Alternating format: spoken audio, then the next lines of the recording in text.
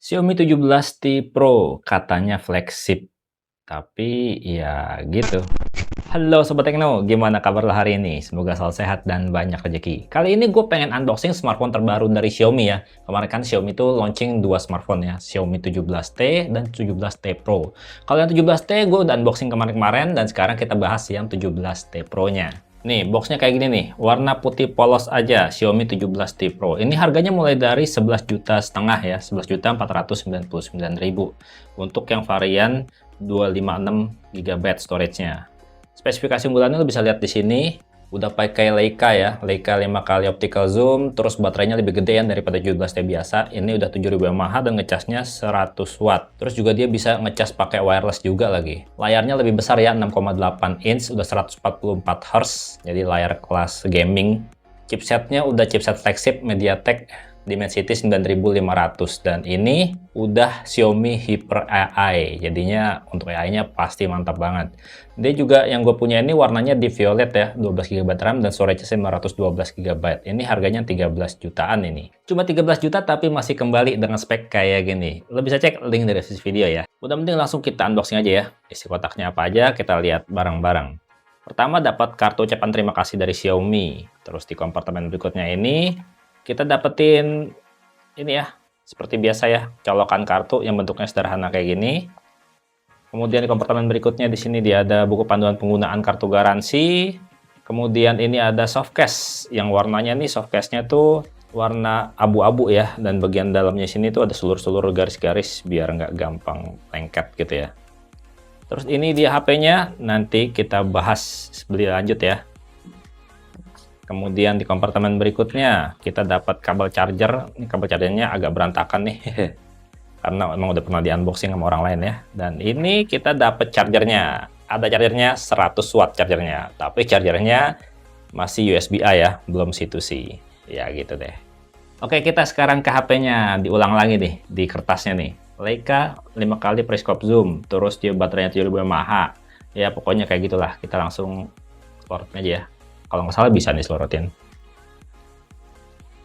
Bisa tuh diselorotin. Nih. Kayak gini tampak depannya. Nggak kelihatan ya.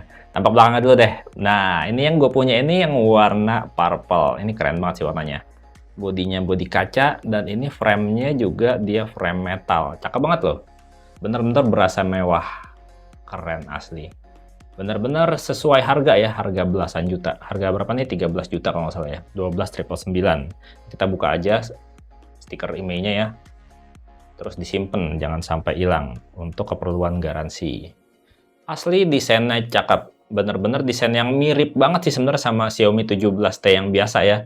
Cuman bedanya ini lebih besar dan juga frame-nya ini dari metal. Sementara yang 17T itu dia masih frame plastik ya. Di sisi atas ini polos, di sisi kanan tombol power dan tombol volume, di sisi bawah port charger, lubang speaker, dan juga ada slot kartu. Sementara di sisi kiri, polos aja. Feel dipegangnya juga berasa lebih mewah dibandingkan Xiaomi 17T yang biasa. Kalau menurut lo ini dengan harga yang jauh banget ya bedanya, mending ini apa 17T yang biasa? Ya sebenarnya sih kalau ngelihat spesifikasi aja sih gue lebih prefer yang 17T biasa ya daripada yang ini. Sementara tampak depannya kita lihat ya, nih kayak gini. Ini udah gue install beberapa aplikasi ya, lo bisa lihat layarnya nih. Layarnya cakep ya, udah layar kelas flagship, lo bisa lihat. Bezelnya tipis banget, kiri kanan atas bawah tuh tipis banget, simetris banget. Dan ini rounded banget ya, bener-bener ngebulet banget gitu, dia nggak kotak. Jadinya kalau pas dipegang kayak gitu tuh nggak berasa bersudut gitu ya, berasa enak banget di genggaman. Kita lihat ya, dalamnya seperti apa. Kita lihat spesifikasinya, about phone di sini. Lo bisa lihat di Android-nya tuh udah Android 16. Dan Xiaomi 17T Pro ini tuh bakalan dapat software update hingga 5 kali Android update kalau nggak salah. Atau 6 tahun security update. Jadi ya mirip kayak Samsung ya. Sekarang rata-rata di 5 atau 6 tahun kalau Samsung kan. Kalau ini juga ikutan. Nggak mau kalah sama Samsung. Mungkin lebih nyaman ini kalau kita buat di mode gelap kali ya. Display and brightness. Kita lihat nih dark mode. Nah biar enak kan jadi di layarnya. Nah, untuk layarnya ini seperti yang gue bilang tadi ya, refresh rate-nya ini dia up to 144 Hz tuh. Ini kalau standarnya tuh default ya. Kalau kita custom gini, kita bisa pilih refresh rate-nya up to 144 Hz. Dan aplikasi yang up to 144 Hz tuh bisa kita pilih. Misalnya kita buat game gitu ya. Gamenya kita atur hingga 144 Hz. Cuman ya emang belum banyak ya game yang support 144 Hz. Tapi rata-rata udah banyak sih yang support kayak 120 Hz gitu. Jadi ya berasa kayak agak gimmick untuk game 144 Hz tuh susah nyarinya. Kenapa gue bilang agak gimmick ya? Karena kita nggak bisa ngerasain potensial maksimalnya gitu ya. Untuk 144 Hz dipakainya kapan itu jarang banget dan benar-benar agak susah gitu. Sekarang kita lihat lagi untuk sensor NFC-nya, more connectivity option, kita lihat NFC. Di sini NFC-nya tuh udah komplit ya. Selain sebagai card reader gitu ya, dia juga bisa buat akses card. Jadi HP ini tuh bisa ya buat buka pintu smart door lock gitu ya. Mantap. Dan kalau kita lihat lagi di sini, HP ini tuh masih nyediain Mi Remote ya. Kita pilih agree, Mi Remote. Jadi kita bisa kendaliin AC atau TV pakai HP ini. Ini sensornya ada kayaknya di daerah kamera sini ya. Nih kamera ini nih ada sensor 2 biji atas bawah sini. Yang bukan kamera ini seakan-akan kan 4 kamera nih. Ini kamera periscope, kamera utama sama kamera ultrawide. Nah, ini bukan kamera, tapi ini sensor-sensor ada di sini semua. Dan salah satu sensornya adalah sensor infrared buat remote control. Gimana nggak mantap coba? Fitur kayak gini tuh cuma ada di Xiaomi dan Poco dan juga Transsion. Merek lain enggak. Bukannya enggak sih, jarang banget gitu ya. Yang sering pakai Xiaomi Poco yang sering pakai, dan pertama kali mereka tuh dari seri paling bawah sampai yang atas tuh pakai infrared blaster semua.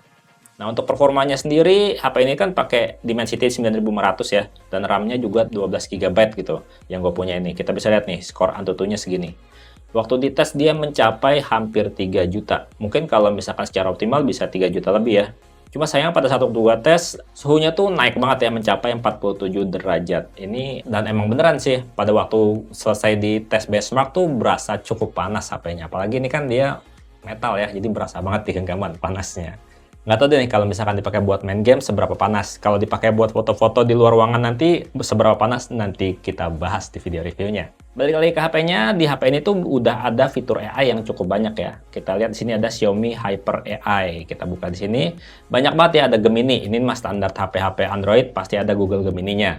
Ada Dynamic Wallpaper, ada AI Writing, Creative Assistant, Speech Recognition ya, sama Translate Conversion nih. Jadinya kalau misalnya kita ngobrol sama orang asing, ini bisa langsung ditranslate langsung secara face to face tuh. Ada interpreter juga kalau buat teleponan ataupun buat conference, ini bisa jadi penerjemah langsung, dan AI subtitle buat kalau kita nonton video drakor misalnya gitu belum ada subtitlenya, pakai ini langsung subtitlenya muncul sendiri.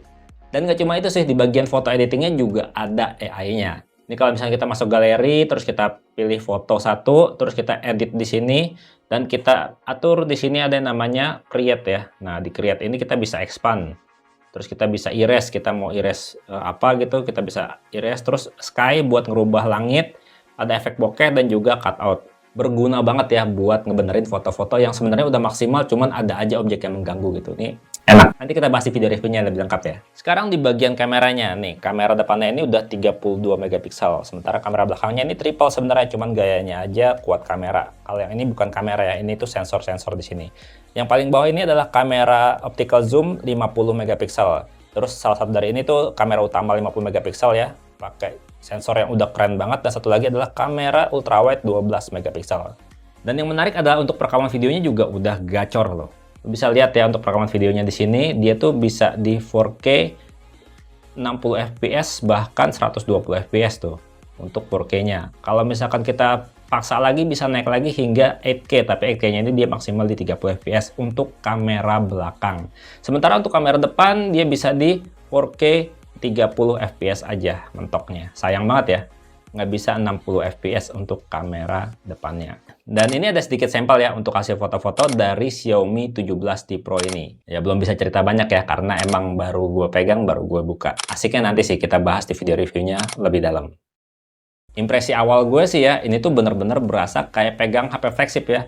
Kelas harga 13 juta ya berasa worth it ngelihat spesifikasinya. Apalagi sekarang kan HP-HP udah pada mahal semua ya. Pada naik semua harganya gara-gara kelangkaan RAM dan juga mata uang kita yang merosot banget, yang lemah banget ya. Sampai tembus 18.000 per dolarnya. Parah banget sih emang. Makin bikin HP-HP tuh, nggak cuma HP malah, sampai laptop dan elektronik lainnya tuh pada naik gila-gilaan. Dan kalau gue pribadi sih ya, daripada Xiaomi 17T Pro ini masih 17T yang biasa aja, karena kameranya punya setup yang sama persis. Ya walaupun untuk sensornya beda ya. Performa juga beda. 17T yang biasa tuh lebih santai. Tapi harganya jauh lebih affordable. Mulai dari 7 jutaan cuy. Kalau yang 17T tuh. Kalau yang 17T Pro ini kan 11,5 men. Banyak banget itu duit. Udah deh. Gitu aja videonya. Gue pamit. Sampai jumpa di video berikutnya. Bye-bye. Harga mahal. Tapi 17T frame-nya masih plastik sih. Kalau ini kan udah metal. Mantap.